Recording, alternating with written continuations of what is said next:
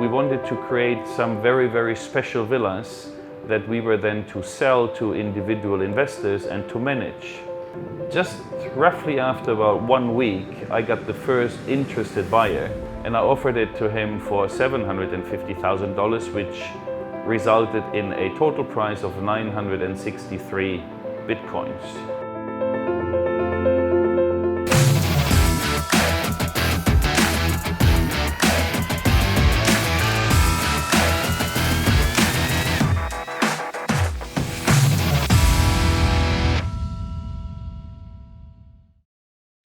Only a couple of weeks later, because then the manager of the website of BitPremier was obviously very interested in reporting and using this deal for advertising his platform, basically found out that this was the biggest Bitcoin transaction at the time, and it was the first actual sale of any property worldwide, and it stayed the world record of the highest transaction in Bitcoin for real estate for just over 18 months.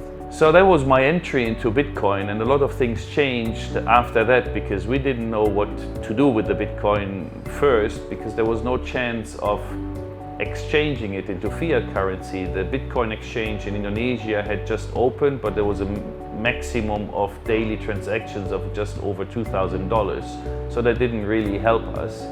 So we decided that we're going to keep the Bitcoins for a while and see what happens. What then happened wasn't so much fun, because the Mt. Gox exchange in Japan, which at that time was the biggest crypto exchange in the world, got hacked, and the Bitcoin price crashed from just over $750 down to $200. So basically overnight we lost 2/3 of our money, and my partners as well as my staff got very anxious and started to panic, because we were still in construction for the remaining villas and we obviously needed the money. We then decided that we'll find the money differently and we'll leave the Bitcoins, because I convinced them that I believe that the Bitcoin price will be going up again. The Bitcoin industry then became a bit quiet and stagnant for a while. The price didn't really change much over the years 2014 and 2015. Only by May 2016 we then saw that the price was rising and the hype for cryptocurrency globally started. There was a lot of new people getting involved, there was a lot of talks, and the price went up pretty quickly.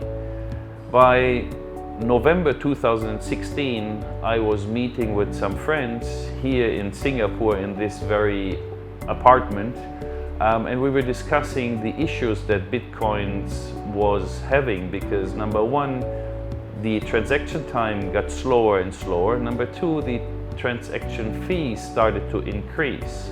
So we started to joke and to talk and said, well, you know, why don't we do our own?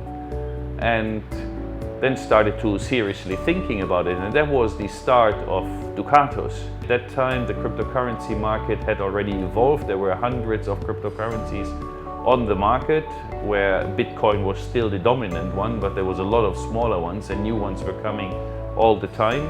So it wasn't that strange for us to think that maybe we can do it ourselves. We had a lot of experience by then, and which we found out, the buyer of my villa was one of the first people on the planet being involved in cryptocurrencies and in Bitcoin, and actually was in touch with Satoshi Nakamoto already from early 2009, and an expert in the field of cryptography and programming. So I decided to contact Dustin Trammell, which was by that time already a friend, but he was the original buyer. And we decided that we are going ahead, we are building our own blockchain, we are building our own coin, and we'll call it Ducatus.